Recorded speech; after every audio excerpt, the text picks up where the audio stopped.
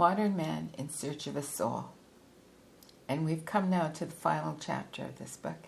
And before I read it, first of all, I'd like to thank you. Thank you for listening. And I hope you enjoyed this book. I certainly did. And I see now why it's considered to be such an important book. If you enjoyed this reading, please consider supporting my little channel by clicking on the like button, the subscribe button, the notification bell, and maybe even buy me a coffee. Thanks. I very much appreciate you and your time. And I'd like you to know that next I'm going to be tackling the Red Book. Yes. So stay tuned for that. And now here's the final chapter of Modern Man in Search of a Soul.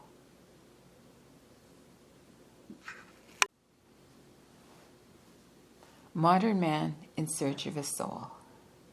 Chapter 11. Psychotherapists or the clergy.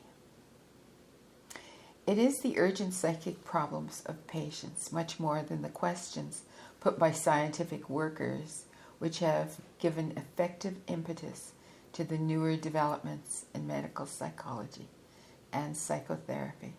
The science of medicine has avoided all contact with strictly psychic problems. It has held to this position in spite of the patient's urgent needs, but on the partly justified assumption that psychic problems belong to other fields of study. And yet it has been forced to widen its scope so as to include experimental psychology, just as it has been driven time and time again in view of man's biological homogeneity to borrow from such branches of science as chemistry, physics, and biology. It was natural that a new direction should be given to these adopted branches of science. We can characterize the change by saying that instead of being regarded as ends in themselves, they are valued because of their possible application to human beings. Psychiatry, for example, helped itself out of the treasure chest of experimental psychology and funded its borrowings in that inclusive body of knowledge called psychopathology, a general name for the study of complex psychic manifestations. Psychopathology is built, for one part, upon the findings of psychiatry, in the strict sense of the term, and for the other upon the findings of neurology, a field of study which originally embraced the so-called psychogenetic neuroses, and still does in academic parlance.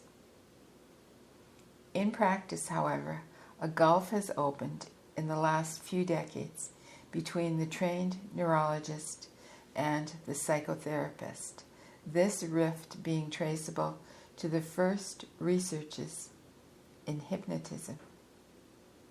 There was no preventing this divergence, for neurology is the study of organic nervous diseases in particular, while the psychogenetic neuroses are not organic diseases in the usual sense of the term, nor do these neuroses fall within the realm of psychiatry, whose particular field of study is the psychosis or mental diseases. For the psychogenetic neuroses are not mental diseases as this term is commonly understood. Rather do they constitute a special field by themselves which has no hard and fast boundaries, and they show many transitional forms which point in two directions, towards mental disease on the one hand and disease of the nerves on the other. The unmistakable feature of the neuroses is the fact that their causes are psychic, and that their cure depends entirely upon psychic methods of treatment. The attempts to delimit and to explore the special field, both from the side of psychiatry and from that of neurology, have led to a discovery which is very unwelcome to the science of medicine, namely the discovery that the psyche is an etiological or causal factor in disease. In the course of the 19th century, medicine shaped its methods. In the course of the 19th century, medicine shaped its methods and theory in such a way as to become one of the disciplines of natural science. And it also adopted the primary assumption of natural science, material causation. For medicine, the psyche did not exist in its own right, and experimental psychology also did its best to constitute itself a psychology without the psyche. Investigation, however, has established beyond a doubt that the crux of psychoneurosis is to be found in the psychic factor. That is, that this is the essential cause of the pathological state and must therefore be recognized in its own right, along with other admitted pathogenic factors such as inheritance, disposition, bacterial infection, and so forth. All attempts to explain the psychic factor in terms of more elementary physical factors were doomed to failure. There was more promise in the attempt to delimit the psychic factor by the concept of the drive or instinct, a concept taken over from biology. It is well known that instincts are observable physiological urges which are traceable to the functioning of the glands, and that, as experience shows, they condition or influence psychic processes.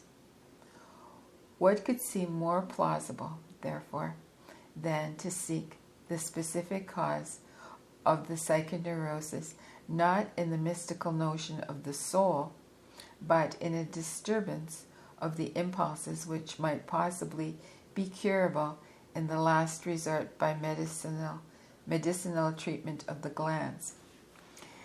As a matter of fact, this is Freud's standpoint when establishing his well-known theory, which explains the neurosis in terms of disturbances of the sexual impulse.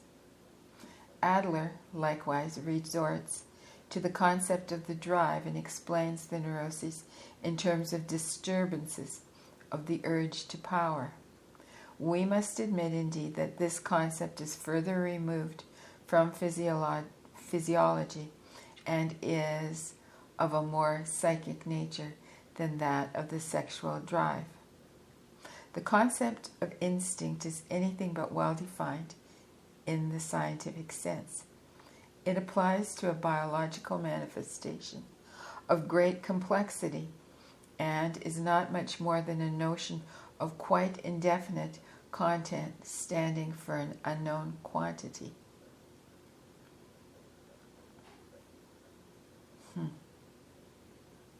Let me read this last little part again because that seems important.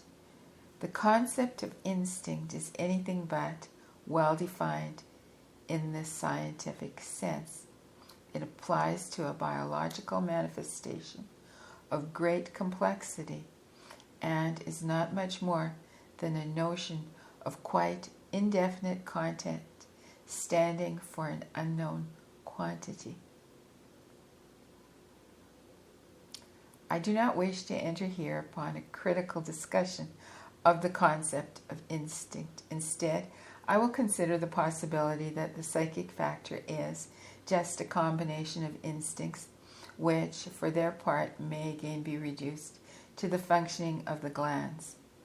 We may even discuss the possibility that everything that is usually called psychic is embraced in the sum total of instincts, and that the psyche itself is therefore only an instinct or a conglomerate of instincts, being in the last analysis nothing but the functioning of the glands. A psychoneurosis would thus be a glandular disease. This statement, however, has not been proved, and no glandular extract that will cure a neurosis has yet been found. On the other hand, we have been taught by all too many mistakes. That organic medicine fails completely in the treatment of neuroses, while psychic methods cure them. These psychic methods are just as effective as we might suppose the glandular extracts would be. So far, then, as our present experience goes, neuroses are to be influenced or cured by considering them not from the side of their irreducible elements, the glandular secretions, but from that of psychic activity, which must be taken as a reality. For example, a suitable explanation or a comforting word to the patient may have something like a healing effect, which may even influence the glandular secretions. The doctor's words, to be sure, are only vibrations in the air, yet they constitute a particular set of vibrations corresponding to a particular psychic state in the doctor. The words are effective only insofar as they convey a meaning or have significance. It is their meaning which is effective. But meaning is something mental or spiritual. Call it a fiction, if you like. Nonetheless, it enables us to influence the course of the disease in a far more effective way than with chemical preparations.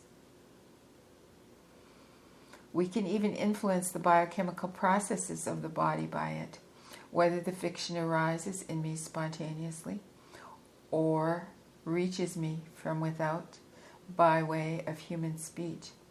It can make me ill or cure me. Nothing is surely more tangible and unreal than fictions, illusions, and opinions. And yet, nothing is more effective in the psychic and even the psychophysical realm. It was by recognizing these facts that science discovered the psyche, and we are now in honor bound to admit its reality.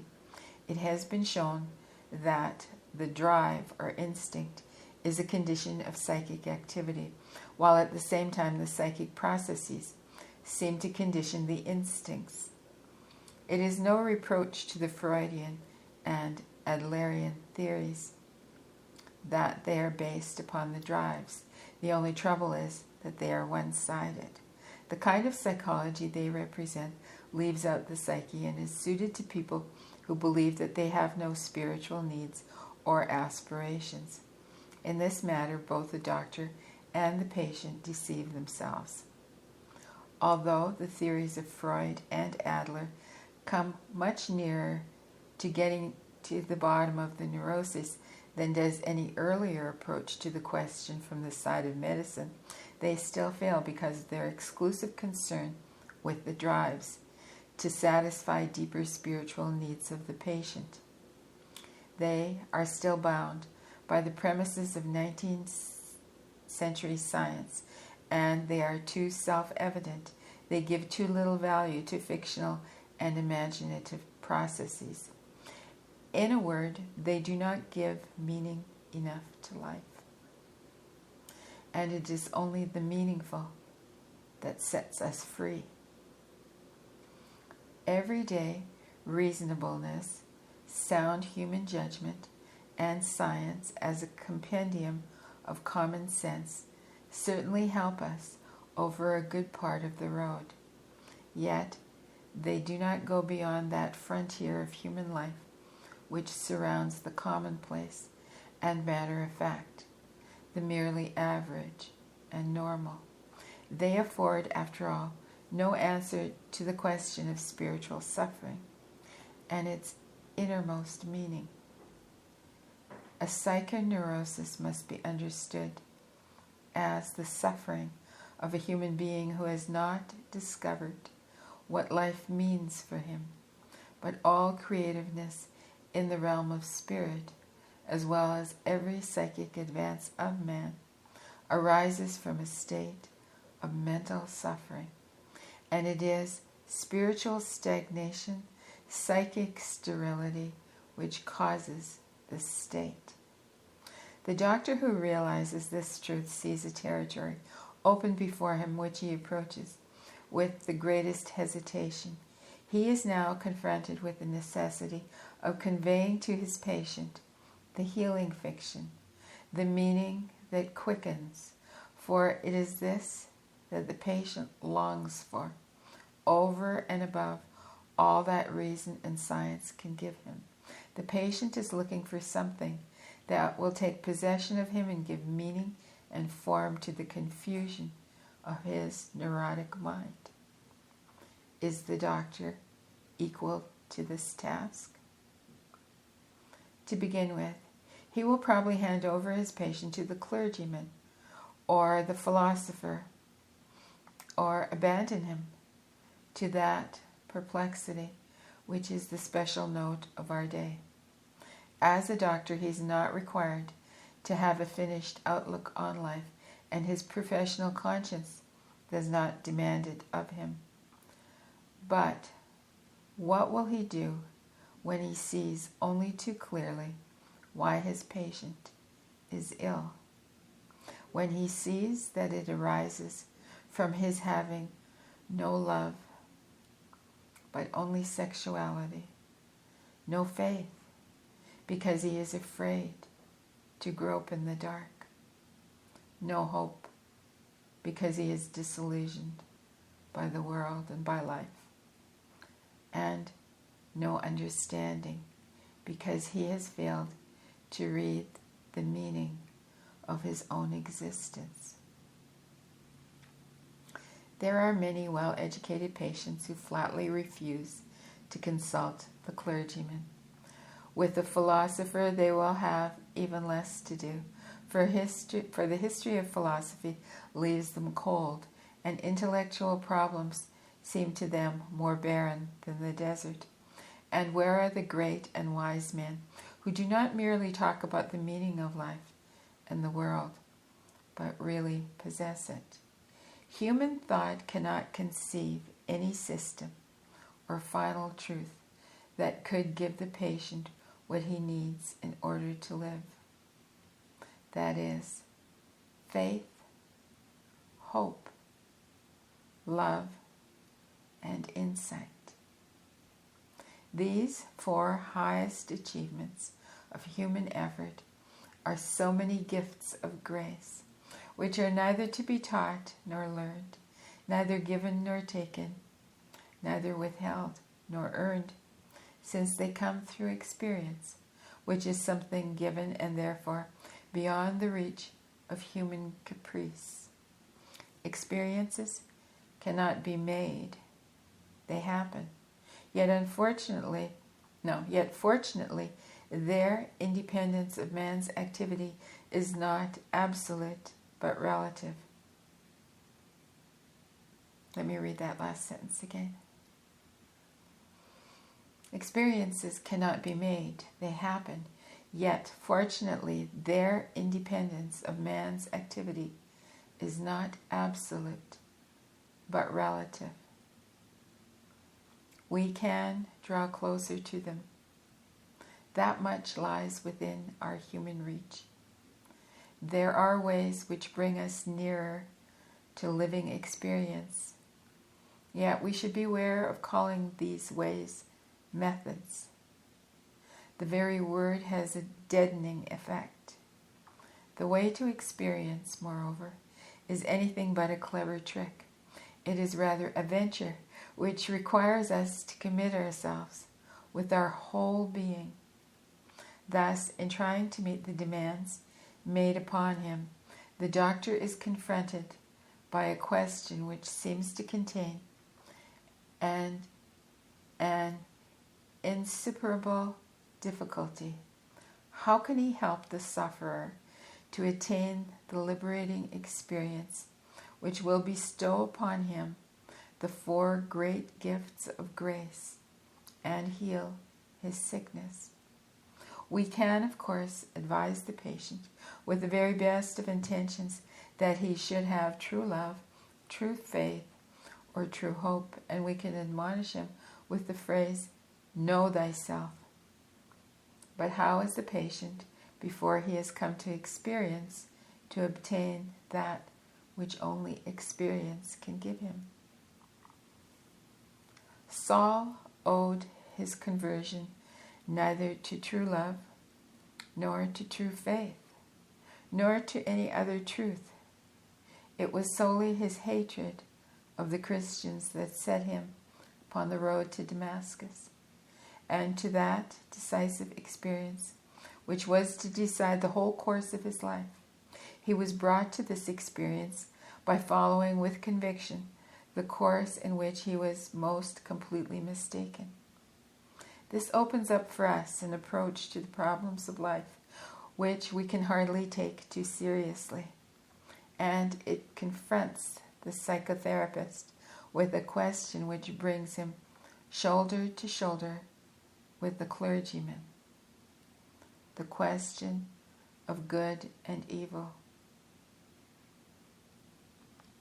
It is, in reality, the priest or the clergyman, rather than the doctor, who should be most concerned with the problem of spiritual suffering. But in most cases, the sufferer consults a doctor in the first place because he supposes himself to be physically ill, and because certain neurotic symptoms can at least be alleviated by drugs. But if, on the other hand, the clergyman is consulted, he cannot persuade the sick man that the trouble is psychic. As a rule, he lacks the special knowledge which would enable him to discern the psychic factors of the disease, and his judgment is without the weight of authority. There are, however, persons who, while well aware of the psychic nature of their complaint, nevertheless refuse to turn to the clergyman. They do not believe that he can really help them. Such persons distrust the doctor for the same reason, and they are justified by the fact that both doctor and clergyman stand before them with empty hands, if not, what is even worse, with empty words. We can hardly expect the doctor to have anything to say about the ultimate questions of the soul. It is from the clergyman, not from the doctor, that the sufferer should expect such help. But the Protestant clergyman often finds himself face to face with an almost impossible task, for he has to cope with practical difficulties that the Catholic priest is spared. Above all, the priest has the authority of his church behind him, and his economic position is secure and independent. This is far less true of the Protestant clergyman, who may be married and burdened with the responsibility of a family, and cannot expect, if all else fails, to be supported by his community or taken into a monastery. But the priest, if he is also a Jesuit, even has at his disposal the psychological teaching of the present day. I know, for instance, that my own writings were seriously studied in Rome long before any Protestant pastor thought them worthy of a glance. We have come to a serious pass. The exodus from the German Protestant Church is only one of the many symptoms which should make it plain to the clergy that mere admonitions to believe or to perform acts of charity do not give modern man what he is looking for. The fact that many clergymen seek support or practical help from Freud's theory of sexuality or Adler's theory of power is astonishing, inasmuch as both these theories are hostile to spiritual values, being, as I have said, psychology without the psyche. They are rational methods of treatment which actually hinder the realization of meaningful experience. By far, the larger number of psychotherapists are disciples of Freud or Adler.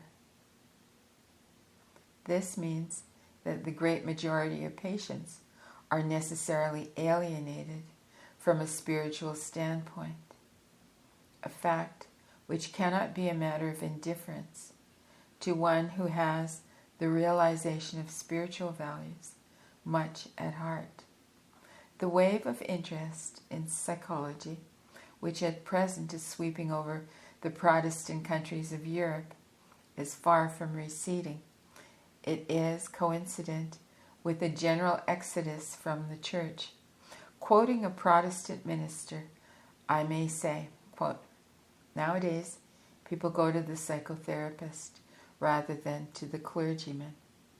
End quote. I am convinced that this statement is true only of relatively educated persons and not of mankind in the mass. However, we must not forget that it will be some 20 years before the ordinary run of people begin to think the thoughts of the educated person today.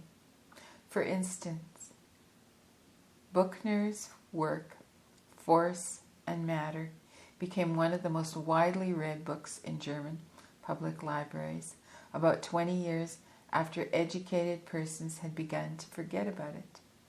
I am persuaded that what is today a vital interest in psychology among educated persons will tomorrow be shared by everyone. I should like to call attention to the following facts. During the past 30 years, people from all civilized countries of the earth have consulted me. I have treated many hundreds of patients, the larger number being Protestants, a smaller number Jews, and not more than 5 or 6 believing Catholics. Among all my patients in the second half of life, that is to say, over 35, there has not been one whose problem in the last resort was not that of finding a religious outlook on life. It is safe to say that every one of them fell ill because he had lost that which the living religions of every age have given to their followers, and none of them has been really healed who did not regain his religious outlook. This, of course, has nothing to do whatever with a particular creed or membership of a church. Here, then, the clergyman stands before a vast horizon, but it would seem as if no one had noticed it. It also looks as though the Protestant clergyman of today was insufficiently equipped to cope with the urgent psychic needs of our age. It is indeed high time for the clergyman and the psychotherapist to join forces to meet this great spiritual task. Here is a concrete example which goes to show how closely this problem touches all of us. Somewhat more than 2 years ago, the leaders of the Christian Students' Conference at Aarau, A-A-R-A-U, in Switzerland, held before me the question whether people in spiritual distress prefer nowadays to consult the doctor rather than the clergyman, and what are the causes of their choice. This was a very direct and concrete question. At the time, I knew nothing more than the fact that my own patients obviously had consulted the doctor rather than the clergyman. It seemed to me to be open to doubt whether this was generally the case or not. At any rate, I was unable to give a definite reply. I therefore set on foot an inquiry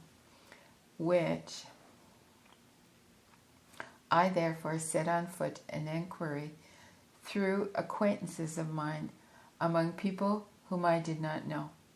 I sent out a questionnaire which was answered by Swiss, German, and French Protestants, as well as by a few Catholics. The results were very interesting, as the following general summary shows. Those who decided for a doctor represented 57% of the Protestants and only 25% of the Catholics, while those who decided for the divine formed 8% of the Protestants and 58% of the Catholics. These were the unequivocal decisions. There were some 35% of the Protestants who could not make up their minds, while only 17% of the Catholics were undecided. The reason given for not consulting the minister of the church was generally his lack of psychological knowledge and insight, and this covered 52% of the answers. Some 28% were to the effect that he was prejudiced in his views and showed a dogmatic and traditional bias. Curiously enough, there was even one clergyman who decided for the doctor, while another made the irritated retort, quote, "Theology has nothing to do with the treatment of human beings," end quote. All the relatives of clergymen who answered my questionnaire pronounced themselves against the clergy.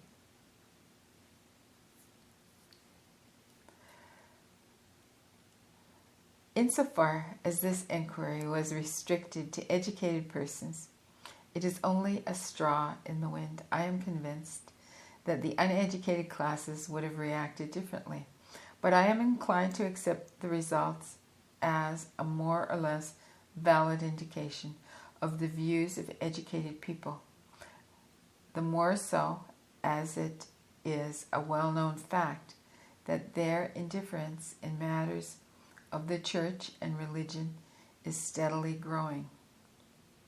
And we must not forget that the truth of social psychology, to which I have already referred, that it takes about 20 years for a general outlook upon life to percolate down from the educated class to the uneducated masses. Who, for instance, would have dared to prophesy 20 years ago, or even 10, that Spain, the most Catholic of European countries, would undergo an unexampled spiritual transformation that we are witnessing today, and yet it has broken out with the violence of a cataclysm. It seems to me that, side by side with the decline of religious life, the neuroses grow noticeably more frequent. There are as yet no statistics which enable us to prove this increase in actual numbers. But of one thing I am sure, that everywhere the mental state of European man shows an alarming lack of balance. We are living undeniably in a period of the greatest restlessness, nervous tension, confusion, and disorientation of outlook. Among my patients from many countries, all of them educated persons, there is a considerable number who came to see me not because they were suffering from a neurosis, but because they could find no meaning in life, or were torturing themselves with questions which neither present-day philosophy nor religion could answer. Some of them perhaps thought I knew a magical formula, but I was soon forced to tell them that I too had no answer to give. And this brings us to a practical consideration. Let us take, for example, that most ordinary and frequent of questions. What is the meaning of my life? Or of life in general? Men today believe that they know only too well what the clergyman will say, or rather must say, to this. They smile at the very thought of the philosopher's answer, and in general do not expect much of the physician. But from the psychotherapist who analyzes the unconscious, from him one might doubtless learn something. He has perhaps dug up from the depths of his mind, among other things, a meaning for life which could be bought for a fee. It must be a relief to every serious-minded person to hear that the psychotherapist also does not know what to say. Such a confession is often the beginning of the patient's confidence in him. I have found that modern man has an ineradicable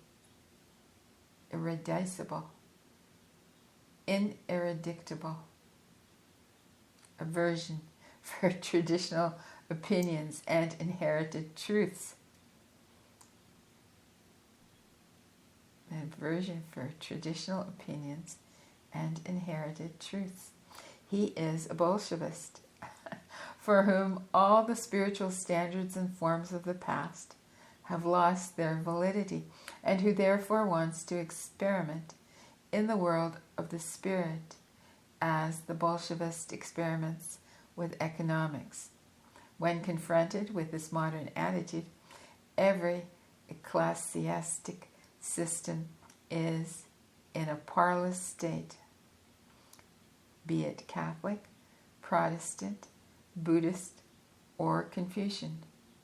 Among these moderns, there are, of course, certain of those denigrating, destructive, perverse natures, unbalanced eccentrics, who are never satisfied anywhere, and who therefore flock to every new banner, much to the hurt of these movements and undertakings, in the hope of finding something for once which will atone at the low cost for their own insufficiency.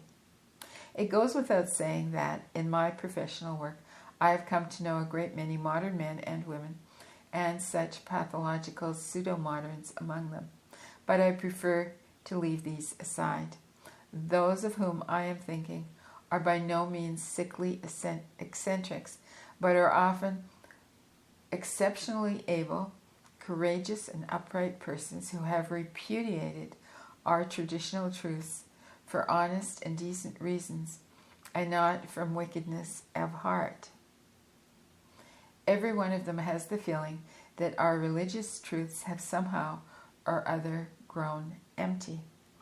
Either they cannot reconcile the scientific and the religious outlooks, or Christian tenets have lost their authority and their psychological justification. People no longer feel themselves to have been redeemed by the death of Christ. They cannot believe. They cannot compel themselves to believe, however happy they may deem the man who has a belief. Sin has for them become something quite relative. What is evil for the one is good for the other.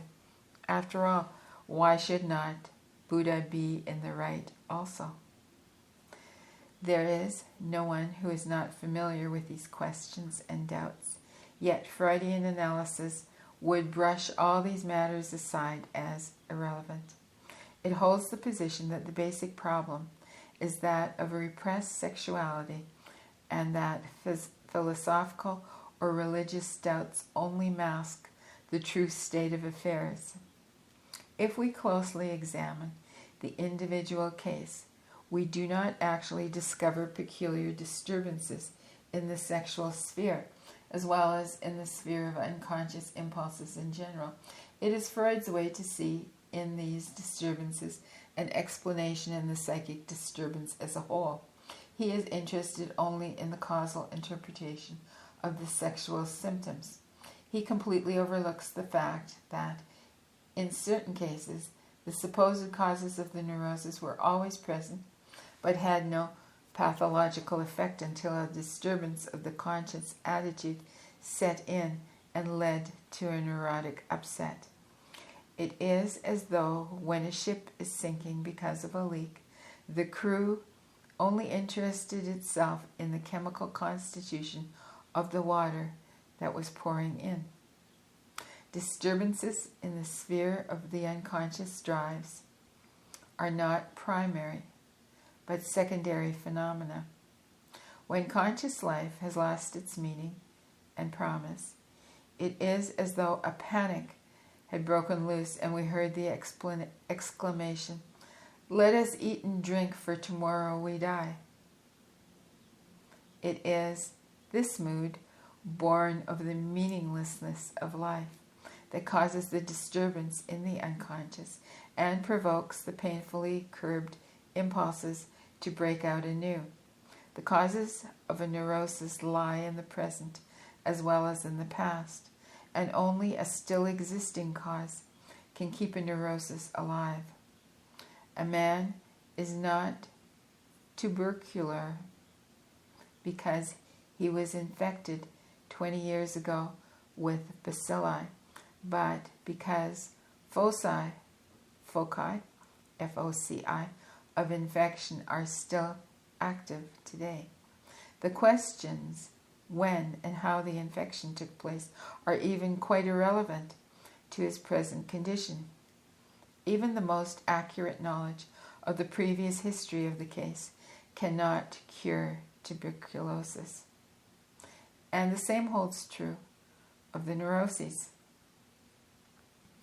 This is why I regard the religious problems which the patient brings before me as relevant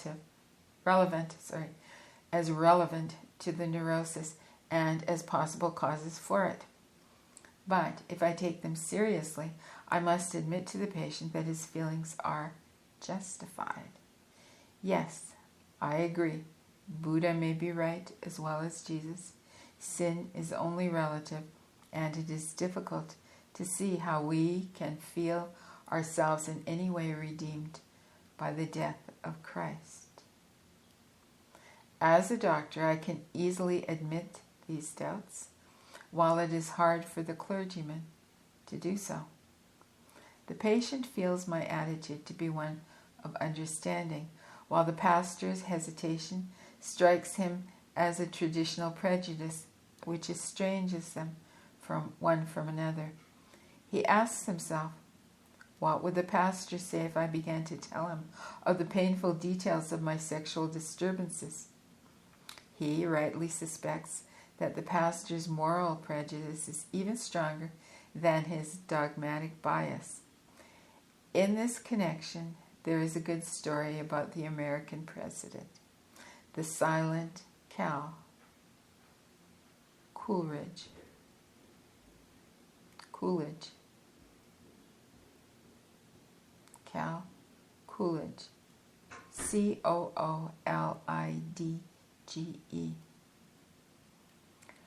When he returned after an absence one Sunday morning, his wife asked him where he had been. To church, he replied. What did the minister say? He talked about sin. What did he say about sin? He was against it. It might be supposed that it's easy for the doctor to show an understanding in this respect, but people forget that even doctors have moral scruples and that certain patients' confessions are hard, even for a doctor to swallow. Yet the patient does not feel himself accepted unless the very worst in him is accepted too. No one can bring this about by mere words. It comes only through the doctor's sincerity and through his attitude towards himself and his own evil side.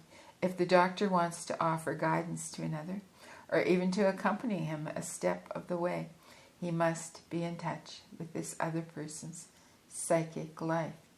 He is never in touch when he passes judgment. Whether he puts his judgments into words or keeps them to himself makes not the slightest difference. To take the opposite position and to agree with the patient offhand is also of no use, but estranges him as much as condemnation. We can get in touch with another person only by an attitude of unprejudiced objectivity. This may sound like a scientific precept and may be confused with a purely intellectual and detached attitude of mind, but what I mean to convey is something quite different. It is a human quality, a kind of deep respect for facts and events and for the person who suffers from them, a respect for the secret of such a human life. The truly religious person has this attitude.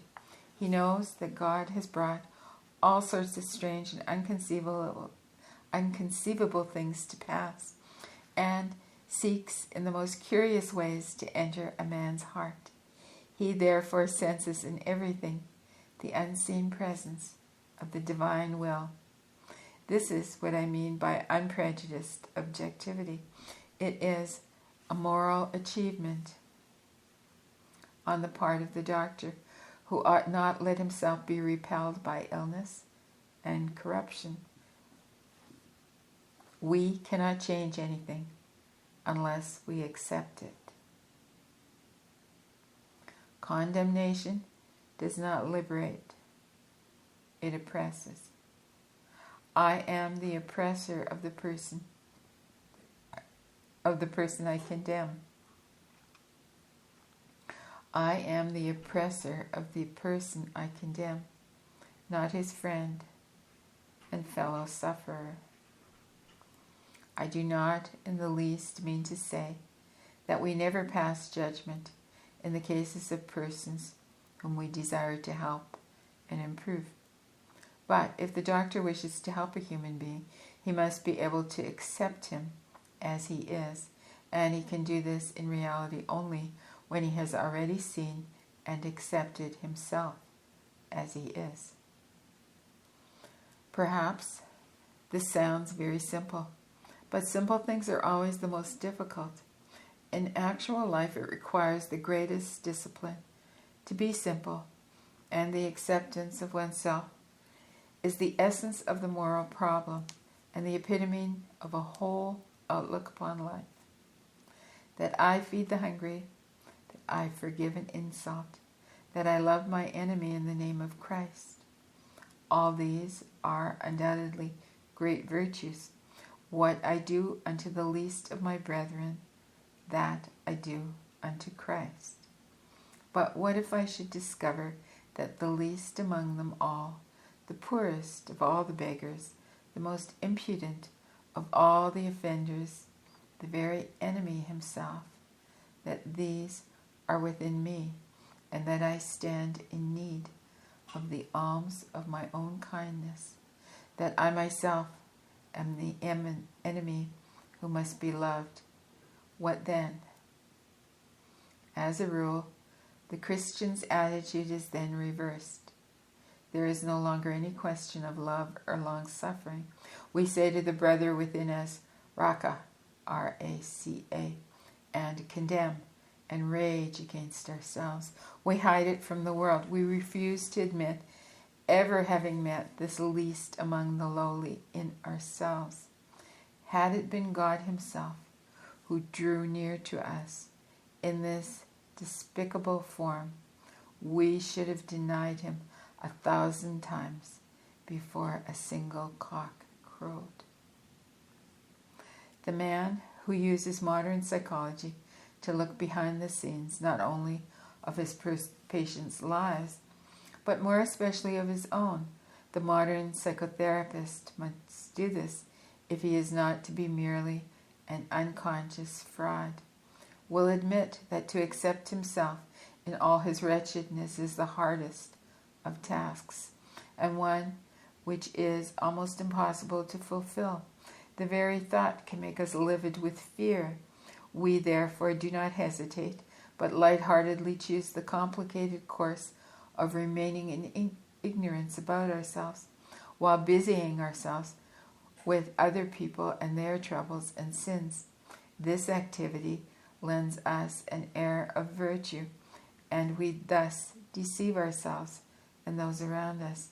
In this way, thank God, we can escape from ourselves. There are countless people who can do this with impunity, but not everyone can, and these few break down on the road to Damascus and succumb to a neurosis. How can I help these persons if I am myself a fugitive and perhaps also suffer from morbus sacer of a neurosis? Only he who has fully accepted himself as unprejudiced, only he who has fully accepted himself has unprejudiced objectivity. But no one is justified in boasting that he has fully accepted himself. We can point to Christ, who offered his traditional bias as a sacrifice to the God in himself, and so lived his life as it was to the bitter end, without regard for conventions or for the moral standards of the Pharisees. We Protestants must sooner or later face this question. Are we to understand the imitation of Christ? That's in quotes, imitation of Christ. Are we to understand the imitation of Christ in the sense that we should copy his life? And if I may use the expression, ape his stigmata, or in the deeper sense that we are to live our own proper lives as truly as he lived his, in all its implications. It is no easy matter to live a life that is modeled on Christ, but it is unspeakably harder to live one's own life as truly as Christ lived his. Anyone who did this would run counter to the forces of the past, and though he might thus be fulfilling his destiny, would nonetheless be misjudged, derided, tortured, and crucified. He would be a kind of mad Bolshevist who deserved the cross. We therefore prefer the historically sanctioned imitation of Christ, which is transfigured by holiness. I would never disturb a monk in his practice of identifying himself with Christ, for he deserves our respect. But neither I nor my patients are monks. And it is my duty as a physician to show my patients how they can live their lives without becoming neurotic. Neurosis is an inner cleavage. The state of being at war with themselves is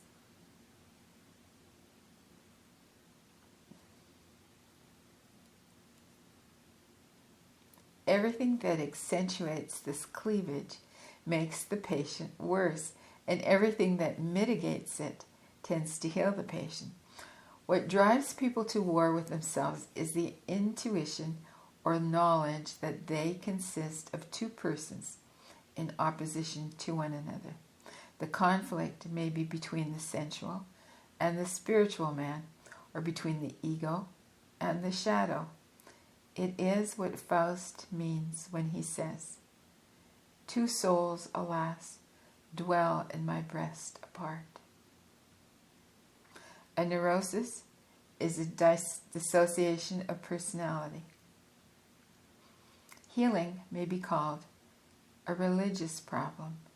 In the sphere of social or national relations, the state of suffering may be civil war, and this state is to be cured by the Christian virtue of forgiveness for those who hate us.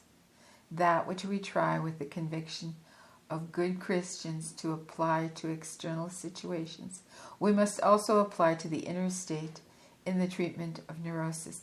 This is why modern man has heard enough about guilt and sin. He is sorely enough beset by his own bad conscience, and wants rather to learn how he is to reconcile himself with his own nature, how he is to love the enemy in his own heart, and call the wolf his brother. The modern man, moreover, is not eager to know in what way he can imitate Christ, but in what way he can live his own individual life, however meager and uninteresting it may be. It is because every form of imitation seems to him deadening and sterile that he rebels against the force of tradition that would hold him to well-trodden ways. All such roads for him lead in the wrong direction. He may not know it, but he behaves as if his own individual life were instinct with the will of God, which must at all costs be fulfilled. This is the source of his egoism, which is one of the most tangible evils of the neurotic state. But the person who tells him he is too egoistic But the person who tells him he is too egoistic has lost his confidence, and rightly so, for that person has driven him still further into his neurosis. If I wish to effect a cure for my patients, I am forced to acknowledge the deep significance of their egoism. I should be blind indeed if I did not recognize in it the true will of God. I must even help the patient to prevail in his egoism. If he succeeds in this, he estranges himself from other people. He drives them away, and they come to themselves as they should, for they were seeking to rob him of his sacred egoism. This must be left to him, for it is his strongest and healthiest power. It is, as I have said, a true will of God, which sometimes drives him into complete isolation. However wretched the state may be, it also stands him in good stead, for in this way alone he can take his own measure and learn what an invaluable treasure is the love of his fellow beings.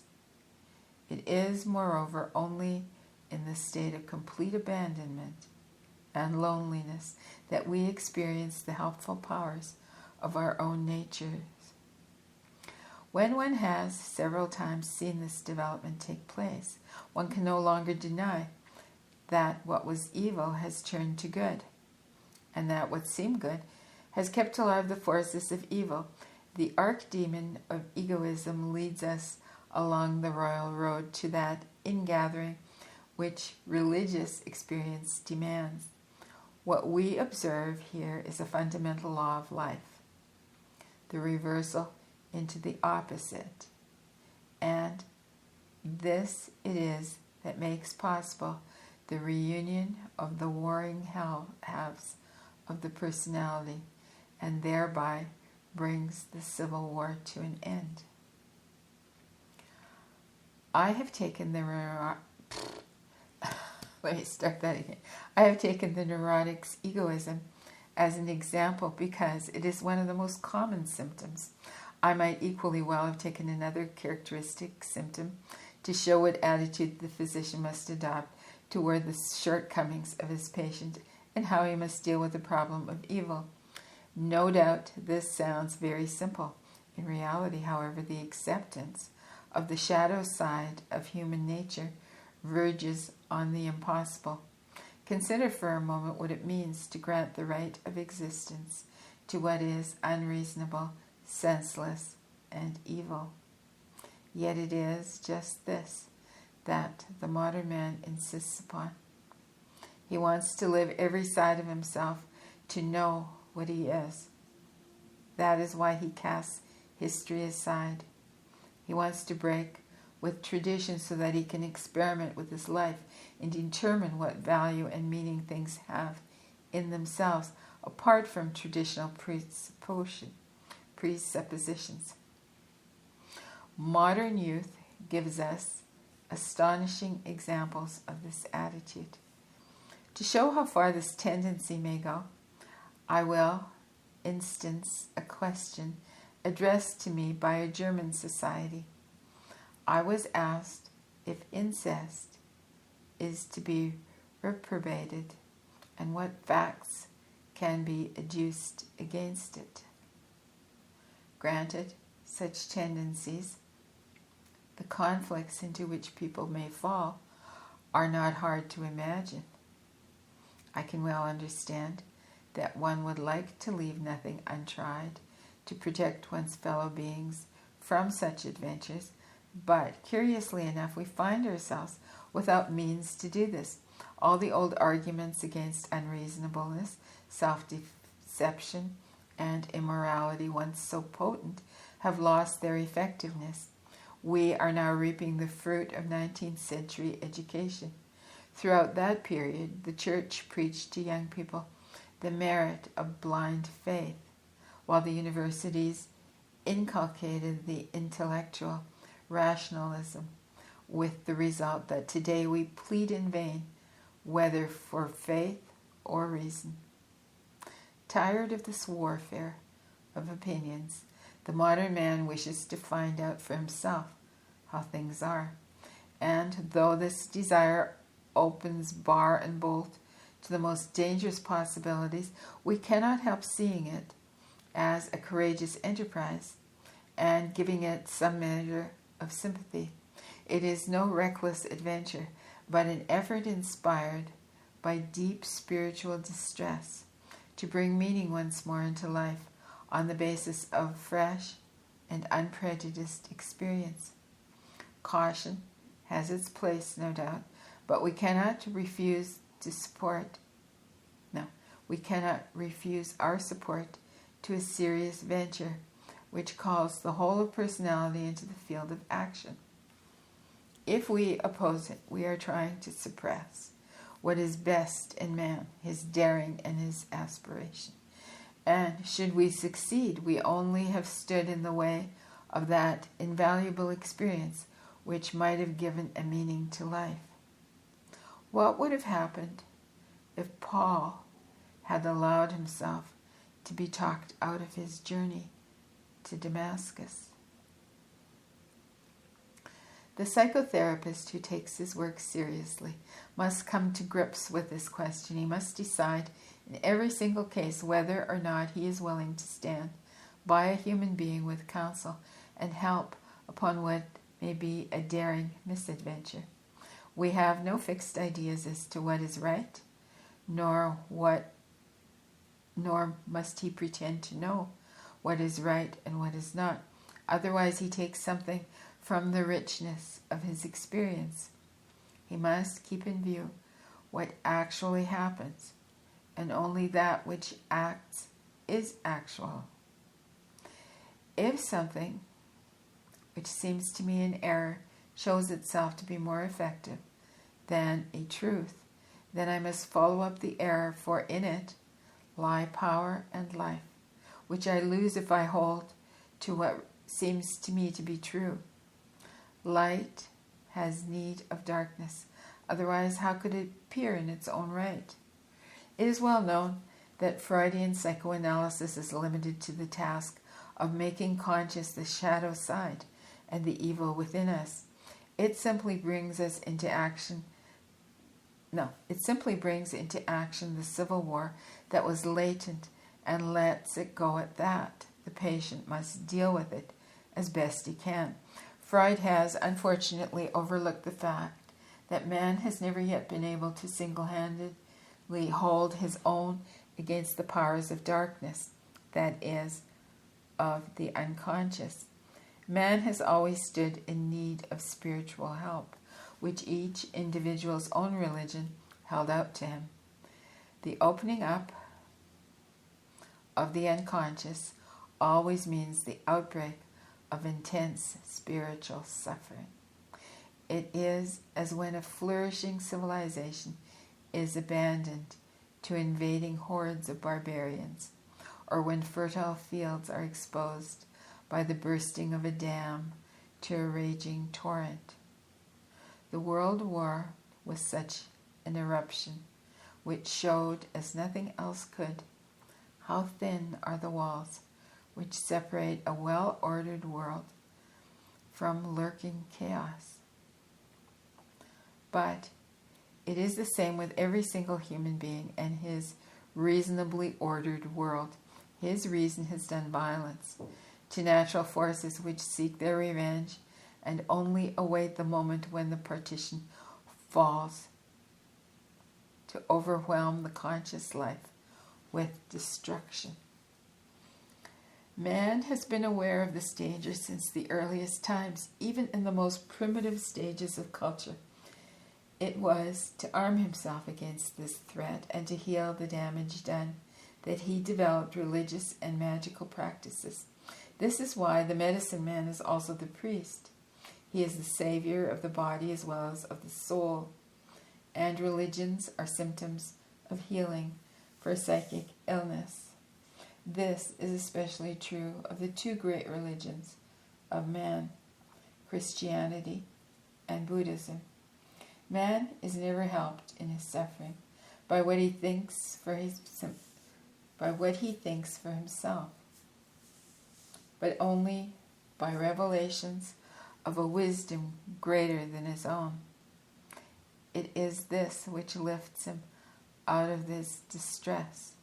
Today, this eruption of destructive forces has already taken place, and man suffers from it in spirit.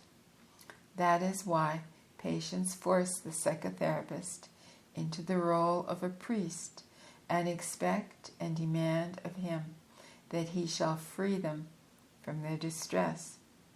That is why we psychotherapists must occupy ourselves with problems which, strictly speaking, belong to the theologian.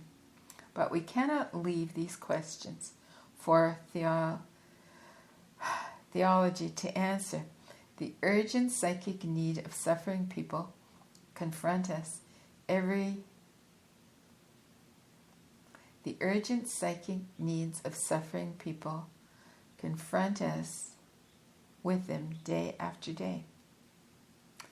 Since, as a rule, every concept and viewpoint handed down from the past fails us, we must first tread with the patient the path of illness, the path of his mistake that sharpens his conflicts and increases his loneliness till it grows unbearable, hoping that from the psychic depths which cast up the powers of destruction, the rescuing forces will come also.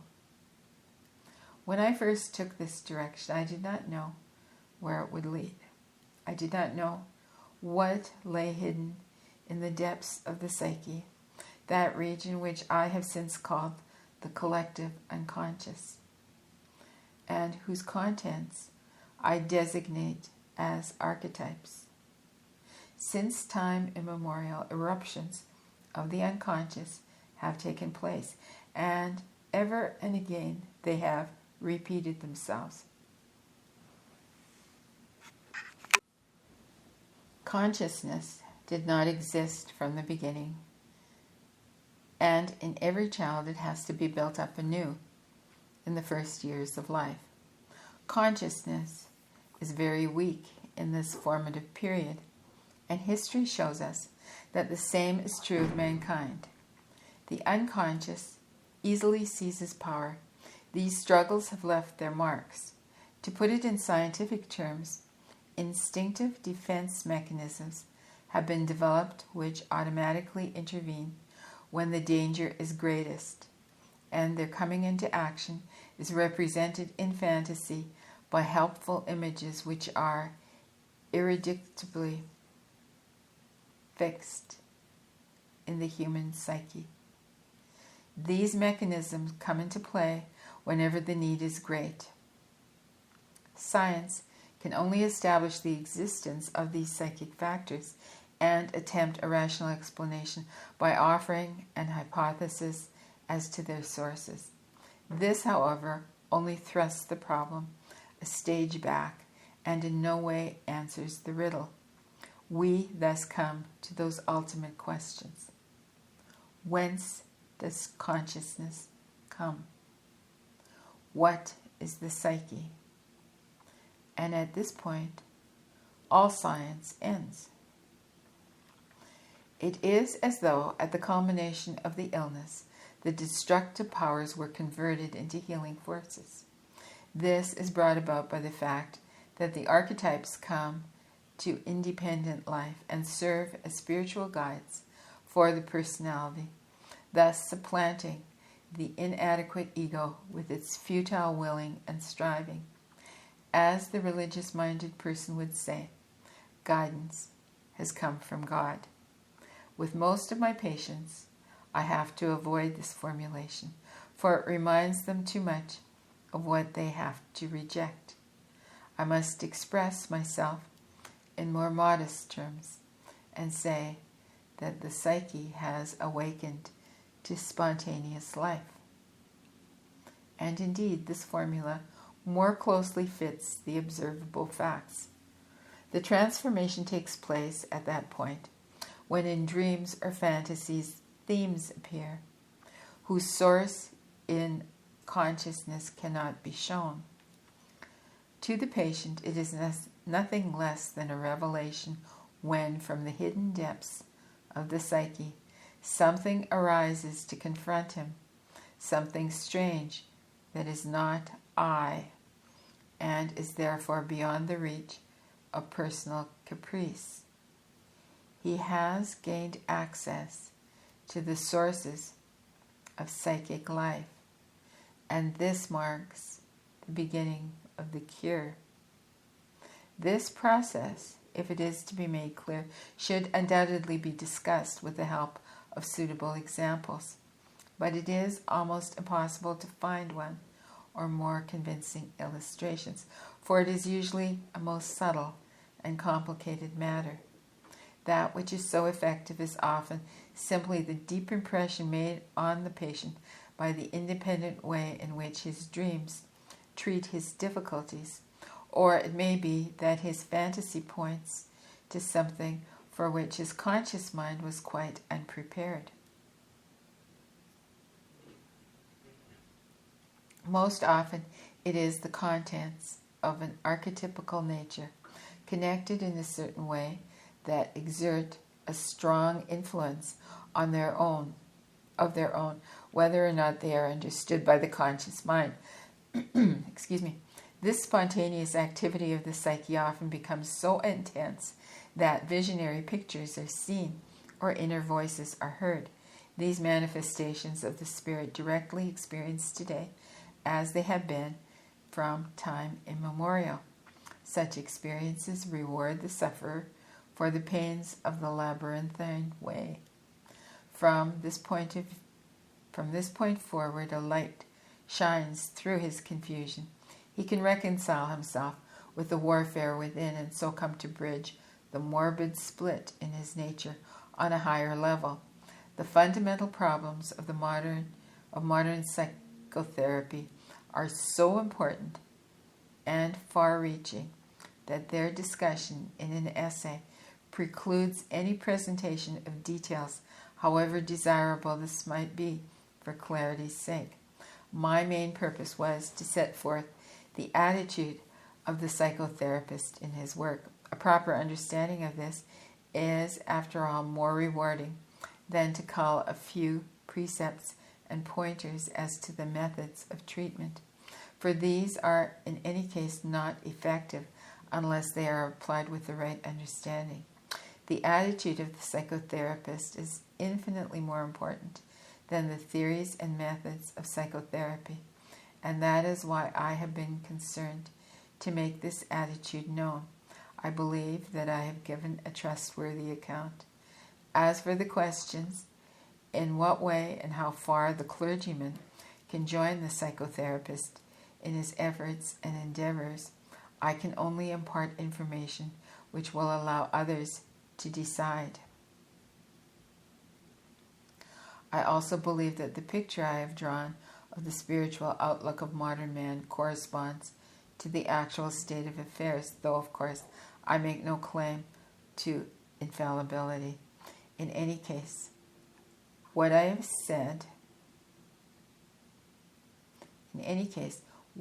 have had to say about the cure of neuroses and the problems involved is the unvarnished truth.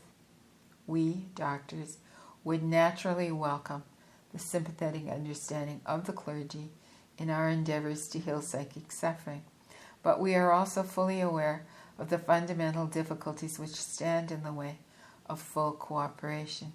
My own position is on the extreme left wing of the Congress of Protestant opinion. Yet, I would be the first to warn people against generalizing from their own experience in an injudicious way. As a Swiss, I am an inveterate Democrat, yet I recognize that nature is aristocratic, and what is even more esoteric, quod licet Jovi non licet bovi, QUODLICET JOVINONLICET BOVI, is an unpleasant but eternal truth. Who are forgiven their many sins? Those who have loved much. But as to those who love little, their few sins are held against them. I am firmly convinced that a vast number of people belong to the fold of the Catholic Church and nowhere else, because they are most suitably housed there. I am as much persuaded of this as of the fact, which I have myself observed, that a primitive religion is better suited to primitive people than Christianity, which is also incomprehensible to them and so foreign to their blood that they can only ape it in a disgusting way. I believe too that there must be Protestants against the Catholic Church, and also Protestants against Protestantism, for the manifestations of the Spirit are truly wondrous and as varied as creation itself. The living Spirit grows and even outgrows its earlier forms of expression. It freely chooses the men in whom it lives and who proclaim it. This living Spirit is eternally renewed and pursued its goal in manifold and inconceivable ways throughout history of mankind. Measured against it, the names and forms which men have given it mean little enough. They are only the changing leaves and blossoms on the stem of the eternal tree.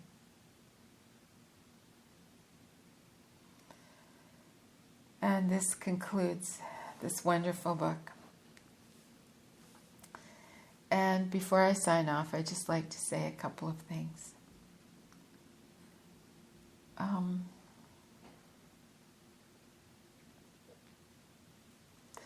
I would like to recommend a book by Michael Newton, who is a psychologist, who wrote the wonderful book Journey of Souls. And this is a book which totally changed my life and has changed the lives of many other people. It is a book that actually addresses some of the things that Jung is talking about. I won't go in here into detail on what it exactly does. You can get the book, read it, see for yourself if it resonates with you. But one of the things, I myself am a practitioner of what Michael Newton has taught through his life, which is life between lives therapy, which through hypnosis takes a person back into the space between lifetimes, which the Tibetans call the bardo. And when a person is taken into that space between lifetimes, one of the big questions that can be addressed there is the meaning of life. And because Jung is talking about his patients being so lost when it comes to questions about their meaning of life, the reason I have to talk about this a little bit is, or recommend it, I guess, is that most of the people I work with, they come to a point about midway through their lives where these big questions come into their minds. And when you can't answer questions like that, it becomes paralyzing.